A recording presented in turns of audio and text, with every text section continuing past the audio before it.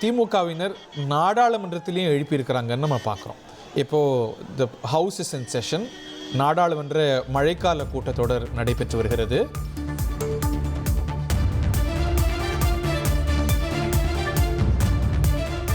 இந்த விவகாரத்தை நாடாளுமன்றத்திலையும் எதிரொலிக்க செய்திருக்கிறாங்க திமுகவினர். திமுக எம்பிக்கள் நாடாளுமன்ற வளாகத்தில் உதயநிதி ஸ்டாலின் கைதை கண்டித்து அதற்கு எதிராக கோஷம் போட்டு போராட்டம் நடத்தி வர்றாங்கன்னு பார்க்குறோம்.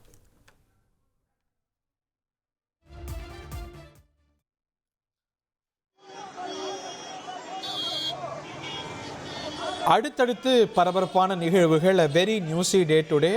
இன்று காலை இப்போ தான் நீங்கள் டிவி போட்டு இணையறீங்கன்னா உங்களுக்கு இதோடைய பின்புலத்தை கொடுக்கணுன்னா, நேற்று காவிரி விவகாரத்தில் திராவிட முன்னேற்ற கழகம் ஆர்ப்பாட்டத்தை நடத்தியது. அதில் திரு உதயநிதி ஸ்டாலின் பேசியதுக்கு கைது செய்யப்பட்டிருக்கிறார் நாடாளுமன்ற மாநிலங்களவை உறுப்பினர் திமுக முக்கியஸ்தர் திரு கான்ஸ்டன்டின் ரவீந்திரன் நம்மோடு இணைந்திருக்கிறார். பேராசிரியர், உங்களுடைய முதற்கட்ட பார்வை.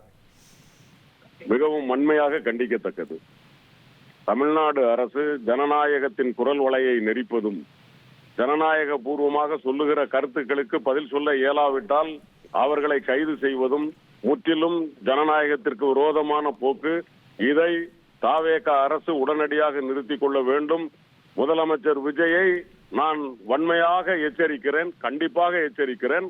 இதோடு இதை நிறுத்திக் கொள்ள வேண்டும். அவர் பேசியது நேற்று தமிழ்நாட்டினுடைய உரிமைகளுக்காக, அது மட்டும் பேசியிருந்தா பரவாயில்லையே. அவர் பேசிய பேச்சு ஏற்கத்தக்கதா, சகிக்கத்தக்கதா, ரொம்ப தரம் தாழ்ந்த பேச்சு என்பதை பேராசிரியர் ஏற்பீங்க தான்? இல்ல, அவர் பேசியதை நீங்கள் வேறு கோணத்தில் எடுத்துக்கொண்டால் அதற்கு அவர் பொறுப்பு. ஒட்டுமொத்த தேசமும் எல்லா தரப்பும் ஏத்துக்கிறாங்க உங்களை தவிர. அவர் பேசியதில் அவர் மிக தெளிவாக சொன்னார், நான் காவிரி நீரை பேசிக் கொண்டிருக்கிறேன் என்று சொன்னார். ஆனால் அதற்கு வேறு ஒரு அர்த்தமும் வருவதாக நீங்கள் இன்சினுவேஷன் இஸ் ஆப்வியஸ் பேராசிரியர். ஒரு குழந்தைக்கு கூட தெரியும் என்ன அர்த்தத்தில் அவர் பேசுறார் அப்படின்னு. அதுக்கு இன்னொரு அர்த்தம் இருக்குன்னு அவருக்கு புரிந்ததனால தான் நான் அந்த இதை சொல்றேன்னு ஒரு ஸ்மர்க்கோட அவர் சொன்னார். சோ அவருக்கு என்ன பேசியிருக்கிறார் என்று புரிந்துதான் பேசியிருக்கிறார். இல்லாட்டி அவர் ஏன் அதை கிளாரிஃபை பண்ணும்? தம்பி ஹரி, நான் சொல்லுவது எதிர்ப்பக்கத்திலே இருக்கிறவர்கள் தவறாக புரிந்து கொள்கிறார்கள் என்று தெரிந்த போது, உங்களுக்கு தெரியாததல்ல. ஒரு லைவில் பேசிக் கொண்டிருக்கிற போது அனைத்தையும் யோசிக்க முடியாது. நான் பேசுகிற கருத்து தவறாக போகிறது என்றால் அதில் திருத்தம் கொடுத்தது இயல்பு. எனவே நீங்கள் அதை தவறாக புரிந்து கொண்டவர்கள், நான் சொல்வது நீங்கள் என்று உங்களை சொல்லவில்லை, தவறாக புரிந்து கொண்டார்களே தவிர அதில் நோக்கம் அதுவல்ல.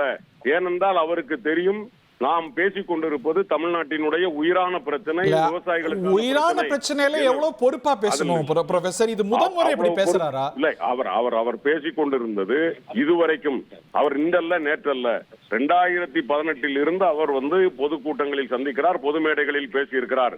என்றைக்காவது எங்கேயாவது, நாமும் பல நேரங்களில் விவாதித்திருக்கிறோம், எங்கேயாவது ஒரு வார்த்தை அவர் தவறாக பேசியிருக்கிறார்.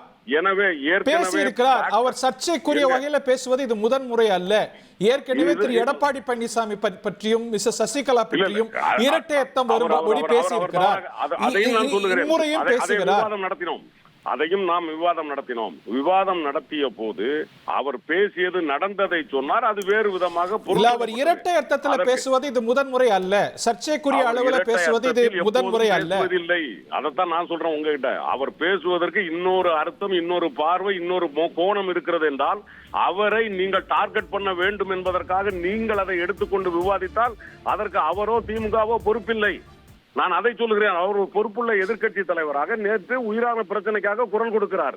அந்த இடத்தில் அவர் தன் பார்வையை, தன் பாதையை அவர் தெளிவுபடுத்துகிற போது அதற்கு வேறொரு கோணம் இருக்குமே, ஆனால் அதை நீங்கள் எடுத்துக்கொண்டு விவாதிக்கலாமே ஒழிய அவரோ திராவிட முன்னேற்ற ஒருவர் அல்ல, இருவர் அல்ல, ஒட்டுமொத்த தேசமும் இன்னைக்கு தாவேக அரசுக்கு எதிர்நிலை இருக்கக்கூடிய கட்சிகள் கூட இதை கண்டிக்கிறாங்க.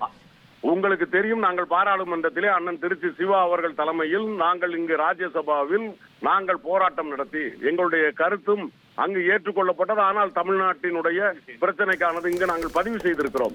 எனவே இது ஜனநாயக விரோத போக்கு. இதை நாங்கள் வன்மையாக கண்டிக்கிறோம். நான் மீண்டும் பாராளுமன்றத்திற்கு செல்ல வேண்டும். நன்றி. இனி செல்லும் இடமெல்லாம் செய்தி. தந்தி டிவியின் வாட்ஸ்அப் சேனலை ஃபாலோ பண்ணினா செல்ல இருக்கும் இடமெல்லாம் செய்தி. இதோ QR கோட், இப்பவே ஸ்கேன் பண்ணுங்க, ஃபாலோ பண்ணுங்க.